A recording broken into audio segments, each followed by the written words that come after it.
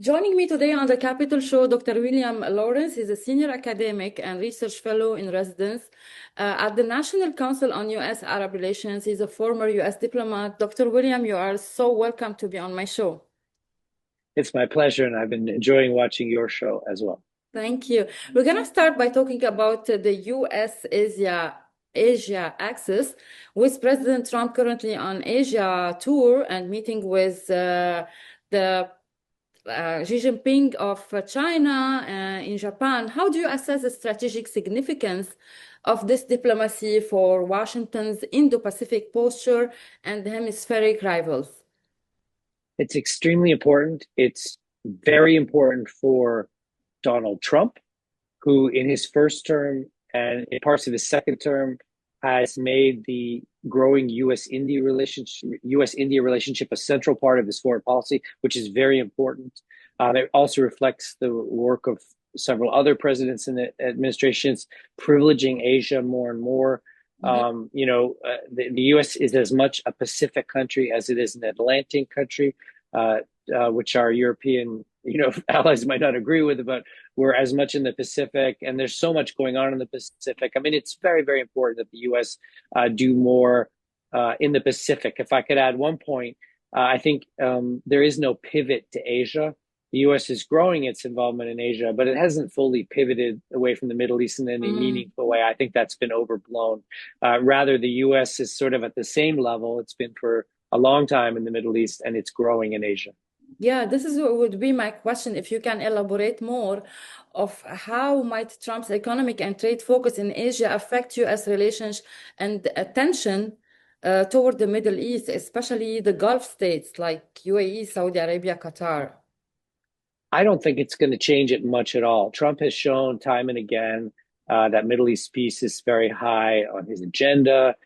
Trump is even into the minutia, I think, more than a lot of people would give him credit for when it comes to Lebanon, when it comes to Syria, when it comes to the Gulf states and their interests, when it comes to any number of hotspots and issues of concern. And certainly, as I think you know better than most, his personal relationships with a lot of Gulf leaders has created lots of opportunities, and that's not going to go away. I mean, I could sit here and list right now 10 things that changed in U.S. foreign policy over the last 10 months because his Arab ally friends convinced him, and so those relationships are, you could argue, the strongest relationships that this White House has. It is his relationships with his Gulf partners that are in many ways even more important than Europe or North America or Asia. And I don't think that's going to go away anytime soon. As we see, Dr. William, as we saw that President Trump meeting with the Qatari leader, the Emir of Qatar aboard Air Force drew attention to the public, and it's have a very symbolic situation, and the timing was critical. How do you see Qatar deep ties with the president, and especially as they are a mediator and a guarantor in the U.S. peace that was signed in Sharm El-Sheikh Agreement in 2025? Well, I published an article on Qatar as a mediator. You can find on Gulf State Analytics website about their long history of mediation, something I was directly involved in. I actually, for several years, trained about a third of the Ministry of Foreign Affairs of Qatar. And one of the things we were working on a lot at the time was helping Qatar learn to be a small state with a big role. And that means having a lot of friends, even friends that aren't friends with each other or that might be other people's enemies. And Qatar has played this essential role. I mean, it's got a lot of criticism in Washington for its relationship with Hamas, which was requested by the U.S. government. It's got a lot of criticism in Washington for its relationship with the Taliban, which was requested and facilitated by the U.S. government. I remember I was at a conference at Hudson Institute some years ago, and Stephen Bannon was just going after Qatar. It was during that period, right? And I believe it was Petraeus that got up in front of the audience and said, Stephen Bannon's wrong. I mean, these are all relationships the U.S. asked Qatar to have. And many times, I know publicly and privately, Qatar came to the United States and they said, if you want us to stop talking We these can people, we stop, yeah, will. yeah. But Yeah. why And this so why this reality cannot be seen by the Israeli spokespeople or the government in Israel or even the Israeli point of view? Why this is not very clear to them? I think there's Israelis, and Israelis. You know, they're the Israeli academics who I talk to, you know, through my academic work. They know what's going on. You know, they're even guests on Jazeera and Al Arabi and you know Sky News Arabia, and they'll sort of speak truthfully. You know, and then there's the government, which just engaged in 24/7 Hezbollah. You know, and they'll just seize on the latest news and turn it into propaganda pretty quickly, usually pretty far from the truth. And then there's the Israeli citizenry who are somewhere in between. You know, they're now against the war in Gaza. You know, and there's been some evolution in the Israeli population. But you know, when I describe Israel Palestine to my students, I often say it's a multi generationally traumatized population, traumatizing a multi generationally traumatized population. And if you don't understand the trauma and the fear, you don't understand the talking points and the craziness. You Mm. know, I mean, it's gotten to the point now where in 30 US states, right, there are sanctions for criticizing Israel. You can't get a state loan in Maryland, where I live, if you have ever said anything against Israel. You know, and so this is not really in line with American free speech, Mm. and the criminalization of speech against Israel in the United States is sort of crazy and antithetical Mm. to our interests as a country. But There you has know, to be a we balance. understand. Yeah, we understand where it's coming from. It's Unless fear. unless they Yeah, support Hamas, which is not yeah, acceptable. yeah. How do you see the U.S. envoy to Lebanon, Morgan Ortega's meeting in Lebanon and pressing on the disarmament of Hezbollah? Uh, what leverage does Washington hold in Lebanon sectarian and security environment? Well, as we've been seeing in any number of conflicts around the world, the U.S. has a lot of leverage. It just doesn't always choose to use it, and Trump can force through uh, solutions at various times, but short-term gain doesn't mean long-term sustainable solutions.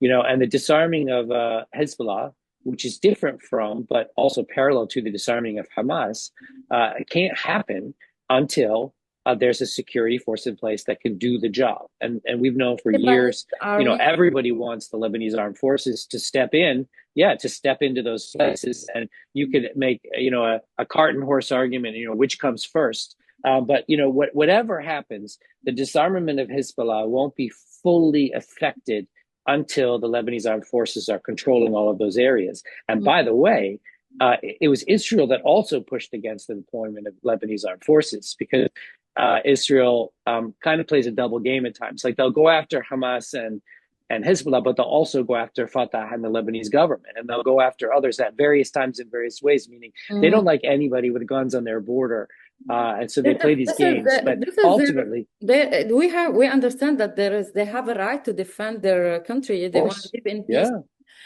Do you 100%. see any expansion of the Abrahamic Accord? Do you see Lebanon or Iraq can be signing a new accords since President Trump is like now the leader of the peace between Cambodia and the latest signing today. So we can see him his enthusiasm. He's enthusiastic to make peace. What about a new Abrahamic Accord? Saudi Arabia, Israel, Lebanon, Israel, Iraq, Israel. Well, I think that's Kushner and Witkoff's North Star. I know because I talk to the negotiators quite frequently that it's brought up frequently, and the request is going nowhere. And one of the reasons it's going nowhere is because the six countries that have made peace with Israel, Egypt, Jordan, and the four of the Abraham Accords, had some egg on their faces because of Gaza. And there was even pressure in Morocco, large protests, some reticence in some of the other countries, less in UAE. But there was pushback during Gaza. Now that Gaza's over, as your question implies, it's the right moment to have that conversation. But where I am on this is I think the Israelis know this, and Kushner too, everyone's going to follow Saudi Arabia. And Saudi Arabia was If they pretty say, close. Yeah, Saudi Arabia was pretty close before Gaza happened. In fact, you can argue that a lot of the things that happened in 2023 happened because there was the chance of normalization with Saudi Arabia, and violent parties didn't want that to happen. So I think it's possible. The way most people in Washington view it is, if there's a clear pathway to peace for the Palestinians, it'll happen. Yeah. We don't have that yet. We're not in phase two yet.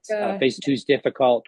But if we get into phase two and it's going well, some of that could become possible. Uh-huh. They are arguing about the issue of the two-state solution. So is it like still something can be realistic, or it's a dream? Wow. So I have analyzed, like many Middle East experts, all of the one-state solutions. I think I've seen 7 different concrete, and all of the two-state solutions. And then, of course, Rob Malley, my former boss at Crisis Group, has a new book out tomorrow, is yesterday, about how neither the one-state nor the two-state is their solution. And so there's been a number of conversations around his book in Washington, one at George Washington, one at Georgetown. I was involved recently about what is not one-state and what not two-state mean in terms of creative solutions, federations, and other things. Mhm. I was talking recently to a bunch of Palestinian scholars who said Palestinians are less concerned now about sovereignty and territory than they used to be. They're concerned about citizenship. And not having citizenship for so long is something that's going to have to be addressed. And if they're citizens in Israel, then you have a democratic imbalance that could pressure Israel not to be a Jewish state anymore. And so, citizens of what? This what Right? Dennis Ross is worried about, that Israel will lose the spirit of being a Jewish state. Yeah. So, I mean, either you get a one state, but it's not Jewish, or you get 2 states and one of them is Jewish. And so if you're going to preserve an Israel that's what most Israelis want, then you probably need a Palestinian state. I know a lot of Israelis would like them to all have Jordanian citizenship or some other solution. And of course, Trump at one point was even talking about moving the Palestinians to other places and spoke to many countries, Saudi and Libya and others. But I really think the reason why most experts are back at the 2-state solution is not because it's a good solution, because it's the least bad solution. And the least bad solution is a state for Palestine, run by technocrats, with security guarantees and disarmed militias. Do you think Marwan al-Barghouti will be released soon? Don't know. I know the negotiations have been very interesting. Obviously, when you have a ceasefire and peacemaking, it's very important to let those kind of people out. I mean, that's extremely important. And if I can raise one point that hasn't been discussed enough, about Trump's 20-point plan. The 21st point, which the Israelis knocked off at the very end of the process of September, was the West Bank point, and the guarantee not to annex in the West Bank. And so that 21st point, is going to have to be dealt with, even though it wasn't dealt with in the 20-point plan. And that's why Trump promised. Trump promised because Netanyahu and Dermer forced the point out, and then Trump brought it back in, sort of by declaration. And so it's really important. The fate of the West Bank is as important as the fate of Gaza, notwithstanding what just happened.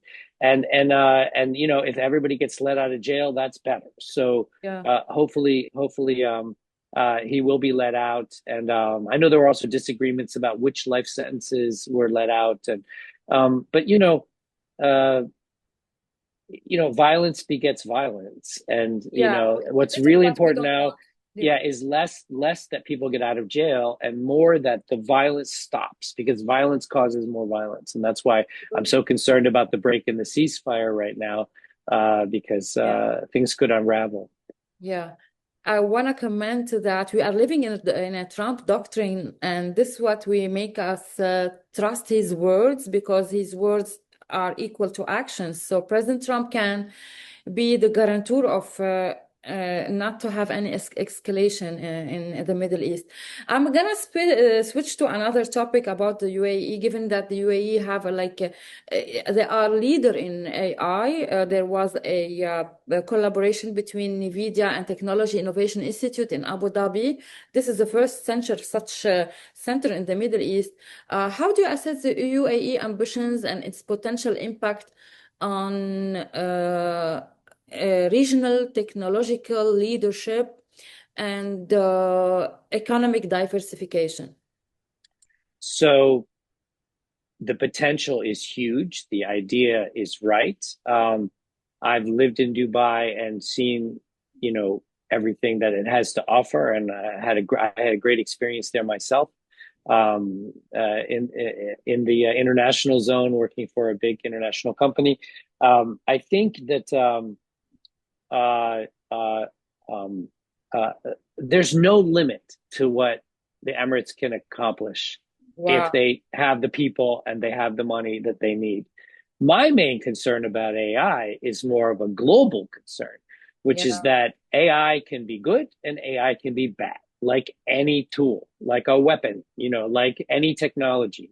And I think if UAE is going to take a leadership role, and I know they will, and I don't know if you know this, but I used to work in the science office at the State Department, and we used to talk to the Emiratis all the time, and they were already technological leaders, in the 2000s when I was visiting UAE and having those conversations.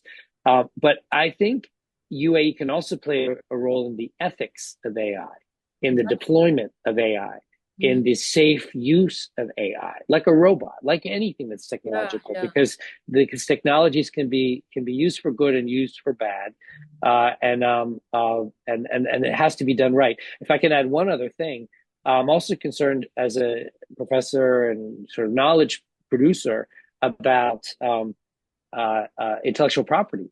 I mean, now I see things I wrote being sucked up into AI, and I don't get paid. I don't get any credit.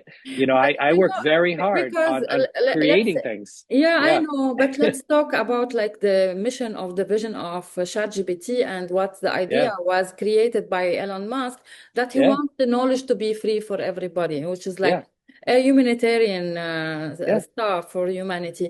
But yeah. I think, and I agree with you that the UAE have the ethics and they will keep the AI in safe hands. So they will use it in the I right hope way. so. I hope so. They have a minister of happiness. So, but Of the but course. the but the back to Elon, since you mentioned him. I mean, Elon stepped back from that, Yeah. and then Yeah. ChatGPT went in another direction. So the fights that Elon was involved in are the fights that I'm talking about. And as things should be free, particularly education and knowledge. Yes, but also things have to be paid for, and so we still have to figure out who gets paid for what.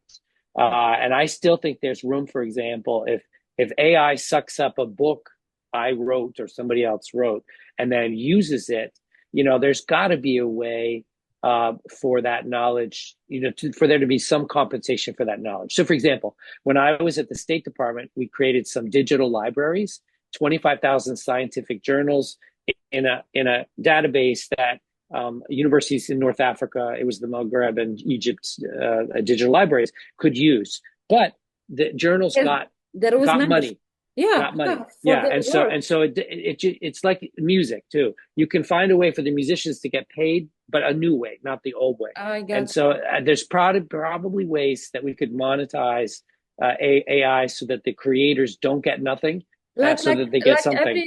every also as Yeah, well creator like content. what you do, like Yeah, what you on do. YouTube or People any. should get paid. Yeah, of course. Yeah, Let me ask you a final question about Iraq. yeah. The US has appointed Mark Savaya. He's a special envoy to Iraq, but how you can describe this specific appointment? What should we expect from him? How this will stabilize the relationship between Iraq and Washington, and how we can, how the assessment of Iraq as a state and there is like sanctions on Iran. Iran is influencing the government now is like pro-Iran 100%. What is the role of Mark Savaya, in your opinion, will be? Um, Iraq is complicated. Wow. I remember I taught a class in the intelligence community here in Washington. I teach sometimes, and we modeled Iraqi politics. And there were 18 political parties we were looking at, and we were trying to figure out which ones were pro-Iran and anti-Iran, or soft pro-Iran or soft anti-Iran. And the more the students were looking into the political system and all the things, the more complicated everything got. And ultimately, I think the complicated thing that is Iraq is that Iraq needs to have a relationship with the United States, and a relationship with Iran and a relationship with all of its other neighbors, that work in a way that's beneficial for Iraq and not primarily for the neighbors. There was another sort of thing that people don't really understand, but when ISIS took over portions of Iraq, who defeated them? The Iraqi army ran away. It was American air power and intelligence and Iranian-backed militias on the ground.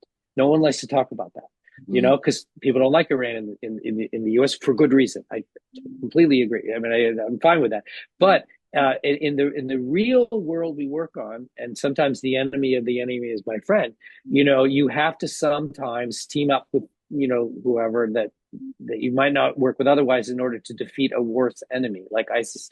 And so, Iraq for me is all about developing Iraqi identity, Iraqi self-reliance, Iraqi independence from the dictates of an Iran or a United States. But they need Iran for energy, right? They need Americans for all kinds of things. The Americans help set up the government. And so and the population needs to understand that, because as you know, populations in the Middle East are very ideological, right? And they'll get mad about this or mad about that. They're all mad at the Americans now because of Gaza. And so you have to sort of tread that line or walk that fine line amidst all of this antipathy in Iraq towards the Americans and towards the Iranians and others, to sort of find a middle balance that works for the Iraqis. Iraq is rich. Iraq is well educated. Iraq has huge potential, but it was hurt for decades by what Saddam wrought, and then hurt by the war that lasted much longer than anybody wanted. And we're still rebuilding in Iraq, and it's a multi-decade process. But they certainly have the means, and they have a population that can pull it off. Yeah. There is, we need more time to discuss with you more stuff. Thank you for your knowledge, your insights. I promise we do more interviews. And Dr. William Lawrence, really, I was so happy to have you. My audience will be excited to hear from you. Thank you so much. It was a pleasure, and I'm glad we met recently. And I hope that this is not our last meeting. Of course. Thank you so much. Have a great one. Pleasure.